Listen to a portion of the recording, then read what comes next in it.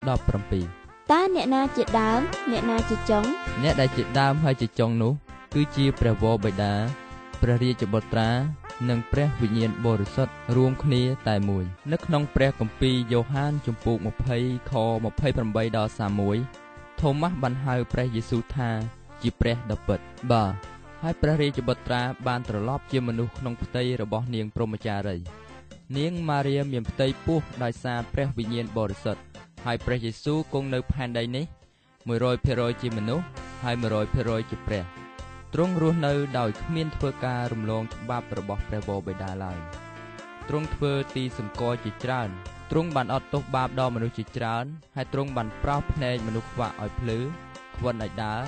ហើយប្រោសមនុស្សស្លាប់ឲ្យរស់ឡើងវិញទ្រង់ដេញអារក្សចេញពីអ្នកដែលជាប់ក្នុងចំណងអំពើបាបដូច្នេះព្រះយេស៊ូវទ្រង់បានបំពេញគម្រោងការរបស់ព្រះវរបិតាដើម្បីសង្គ្រោះលោកីយ៍ដោយសារទ្រង់ថ្វាយរូបអង្គទ្រង់ជាយ៉ាញ់បូជាព្រះយេស៊ូវបានសគត់ដើម្បីលាងបាបយើងទ្រង់បានរងទុក្ខទោសជំនួសយើងលើរូបអង្គទ្រង់ព្រះយេស៊ូវទ្រង់បានខ្ចាយព្រះលោហិតដ៏បរិសុទ្ធដើម្បីលាងបាបសៅម៉ងរបស់យើងព្រះយេស៊ូវបានសគត់នៅលើឈើឆ្កាងដើម្បីសង់ស្ពានមេត្រីរវាងព្រះវរបិតានិងមនុស្សមានបាបនៅថ្ងៃទី3ក្រោយដែលទ្រង់សគត់នោះ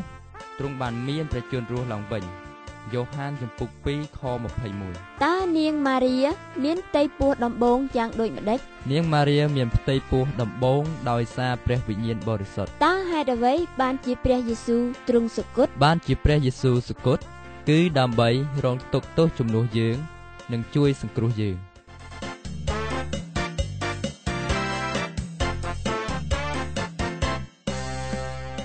តើព្រះយេស៊ូវជាមនុស្សប៉ុន្មានភាគរយព្រះយេស៊ូវជាមនុស្ស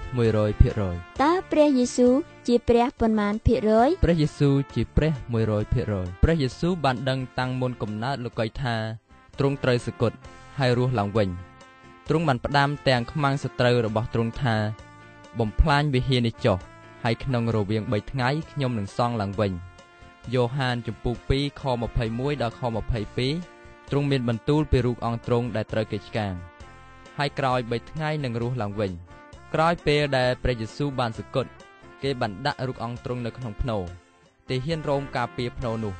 ក៏ប៉ុន្តែនៅថ្ងៃទី3រូបអង្គទ្រង់បានរស់ឡើងវិញក្នុងសេរីល្អអស្ចារ្យរបស់ទ្រង់ព្រះយេស៊ូវបញ្ជាក់ថាទ្រង់រស់នៅទ្រង់បានបង្ហាញសិស្សទ្រង់ឲ្យបានឃើញនៅស្នាមដៃគោលនៅឯប្រហោះរបស់ទ្រង់និកាយខុសឆ្គងមួយដែលហៅថាស្មោបន្ទាយយេហូវ៉ាមិនទទួលស្គាល់ថារូបអង្គព្រះយេស៊ូវមានព្រះជន្មរស់ឡើងវិញទេគេថាព្រះយេស៊ូវរស់ឡើងវិញតែវិញ្ញាណប៉ុណ្ណោះរីឯរូបអង្គទ្រង់ប្រហែលសូន្យបាត់ទៅហើយប៉ុន្តែគម្ពីរបានបញ្ជាក់ច្បាស់ណាស់ពីការនេះក្រោយពេលដែលព្រះអង្គបានរស់ឡើងវិញទ្រង់បានយាងទៅក្នុងពពកហើយទ្រង់បានសន្យាថាទ្រង់នឹងយាងមកម្ដងទៀតក្នុងសេរីល្អទ្រង់នឹងយាងមកលើកទី2ដើម្បីជំនុំជម្រះលោកីយ៍ហើយយកអ្នកជឿទៅនៅជាមួយនឹងទ្រង់ថែសាឡូនីកទី1ជំពូក4ខ16តើពេលណាទើបព្រះយេស៊ូវទ្រង់បានដឹងថាគេនឹងចាប់ឆ្កាងទ្រង់ព្រះយេស៊ូវទ្រង់បានដឹងថាគេនឹងចាប់ឆ្កាងទ្រង់តាំងពីមុនកំណើតផែនដីមកម្ល៉េះតើមានអ្វីបានសម្រេចដោយរូបអង្គទ្រង់ក្រោយពេលដែលទ្រង់បានសគត់មានរូបអង្គទ្រង់រស់ឡើងវិញក្នុងសេរីល្អអស្ចារ្យ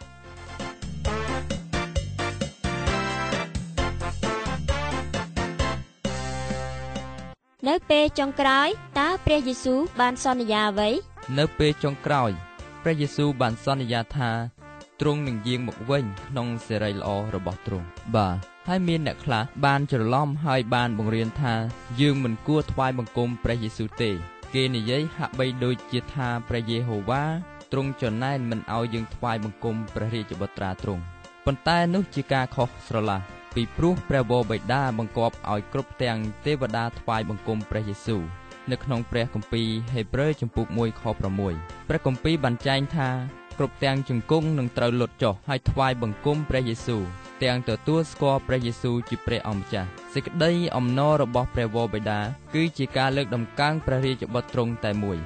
ភីលីបជំពូក2ខ9ព្រះអង្គបានលើកដំកើងព្រះបន្ទូលខ្ពស់ជាងព្រះនាមទ្រង់អ្នកដែលប្រើឈ្មោះព្រះយេហូវ៉ាតែមិនព្រមថ្វាយបង្គំព្រះរាជបុត្រាយើងត្រូវរាប់ជាហោរាខ្លែងខ្លាយ ពីព្រោះគេប្រើព្រះនាមព្រះយេហូវ៉ាជាអាសាឥតការអ្នកណាដែលមិនព្រមថ្វាយបង្គំព្រះយេស៊ូវ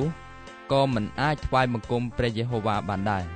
ហើយព្រះយេហូវ៉ាក៏មិនអាចទទួលគេជាកូនរបស់ទ្រង់បានដែរតើអ្នកណាជាអ្នកប្រើព្រះនាមព្រះយេហូវ៉ាជាអាសាឥតការអ្នកដែលប្រើព្រះនាមព្រះយេហូវ៉ាជាអាសាឥតការគឺជាអ្នកប្រើព្រះនាមព្រះយេហូវ៉ាតែមិនព្រមថ្វាយបង្គំព្រះរាជបុត្រាតើយើងគួរតែថ្វាយបង្គំព្រះយេស៊ូវឬទេយើងគួរតែថ្វាយបង្គំទ្រង់ដោយព្រោះគ្រប់ទាំងជង្គង់ត្រូវលុតចុះថ្វាយបង្គំព្រះយេស៊ូវតើមានមនុស្សប៉ុន្មានអ្នកដែលនឹងត្រូវលុតជង្គង់ថ្វាយបង្គំព្រះយេស៊ូវគ្រប់មនុស្សទាំងអស់នឹងត្រូវលុតជង្គង់ថ្វាយបង្គំព្រះយេស៊ូវព្រះវិញ្ញាណបរិសុទ្ធបាទព្រះវិញ្ញាណបរិសុទ្ធគឺជាវិញ្ញាណរបស់ព្រះវិញ្ញាណមានមនោសញ្ចេតនាព្រះវិញ្ញាណបរិសុទ្ធបានបណ្ដាចិត្តឲ្យអ្នកបម្រើព្រះបានសរសេរព្រះគម្ពីរឡើងព្រះគម្ពីរពេត្រុសខ្សែទី2ចំពុក1ខ21ត្បិតសេចក្តីទំនាយមិនដែលមកដោយបំណងចិត្តរបស់មនុស្សទេគឺជាមនុស្សបរិសុទ្ធរបស់ព្រះដែលបានទាយដោយសារព្រះវិញ្ញាណបរិសុទ្ធទ្រង់បណ្ដាលវិញបាទហើយព្រះវិញ្ញាណបរិសុទ្ធទ្រង់បណ្ដាលឲ្យព្រះយេស៊ូវបានចាប់កំណើតជាមនុស្សដោយសារនាងព្រហ្មចារីយ៍លូកាចំពុក1ខ35ព្រះវិញ្ញាណបរិសុទ្ធបានចាក់ចុចចិត្តមនុស្សមានបាបឲ្យគេជឿព្រះហើយបណ្ដាលឲ្យអ្នកជឿបានកើតជាថ្មីបាទព្រះវិញ្ញាណបរិសុទ្ធប្រោសប្រឡងស្លាប់ឲ្យរស់ឡើងថ្មីក្នុងចិត្តព្រះវិញ្ញាណបរិសុទ្ធបានដឹកនាំអ្នកជឿឲ្យបានដំកើងព្រះយេស៊ូវហើយគោរពតាមយ៉ូហានជំពូក15និង16រូបកាយនៃអ្នកជឿជាវិហារនៃព្រះបរិសុទ្ធកូរិនថូសខ្សែទី1ជំពូក6ខ19បានចែងទុកថាតើមិនដឹងទេឬអីថារូបកាយអ្នករាល់គ្នាជាព្រះវិហារនៃព្រះវិញ្ញាណបរិសុទ្ធដែលអ្នករាល់គ្នាបានទទួលមកពីព្រះហើយអ្នករាល់គ្នាមិនមែនជារបស់ផងខ្លួនទេដូច្នេះ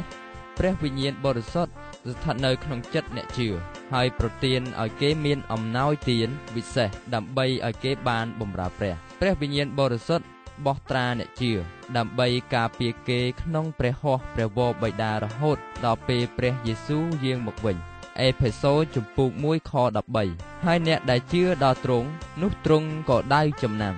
ដោយព្រះវិញ្ញាណបរិសុទ្ធដែលបានសន្យាអ្នកជឿគួរតែជ្រមុជទឹកក្នុងព្រះនាមព្រះវរបិតាព្រះរាជបុត្រានិងព្រះវិញ្ញាណបរិសុទ្ធម៉ាថាយជំពូក28ខ18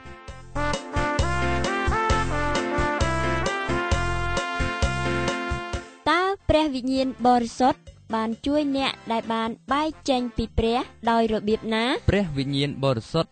បានជួយអ្នកដែលបានបែកចេញពីព្រះដោយចាក់ចុចក្នុងចិត្តគេឲ្យគេបានដឹងថា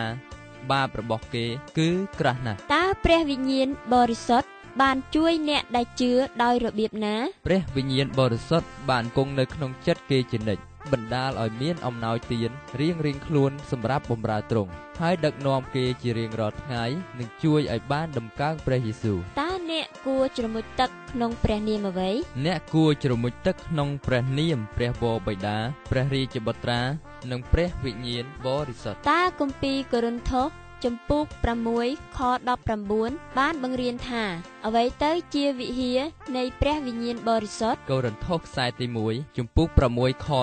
19បានបង្រៀនថារូបកាយនៃអ្នកជឿពិតប្រាកដជាវិហារនៃព្រះវិញ្ញាណបរិសុទ្ធមនុស្សតើខ្ញុំមានប្រយោជន៍អ្វីព្រះបានបង្កើតមនុស្សដំបូងបំផុតឈ្មោះថាអាដាមឲ្យដូចជារូបអង្គទ្រង់មនុស្សគឺខុសពីសត្វមនុស្សបានកើតមកដើម្បីថ្វាយបង្គំព្រះហើយដើរជាប់នឹងព្រះអង្គមនុស្សដើមបានកើតមកទាំងមានសេរីភាពជ្រើសរើសផ្លូវល្អឬអាក្រក់មនុស្សដើមបានកើតមកគ្រប់លក្ខដល់ពេលដែលពួកគេធ្វើអំពើបាបនៅពេលនោះអាដាមនិងពូជអាដាមត្រូវបណ្ដាសាតាំងពីបាបបានចូលមកពូជអាដាមនិងពូជពងរបស់មនុស្សលោកត្រូវកើតមកក្នុងអំពើបាបមនុស្សលោកសុទ្ធតែកើតមកមាននិស្ស័យខាងច្រណែនកំណាញ់អំនួតហើយរកប្រយោជន៍ផ្ទាល់ខ្លួនចិត្តរបស់មនុស្សនៅជាប់ចំណងក្រោមអំពើបាបហើយគ្មានសេរីភាពប្រកបនឹងព្រះハរតីព្រះជាម្ចាស់បានទៀតទេ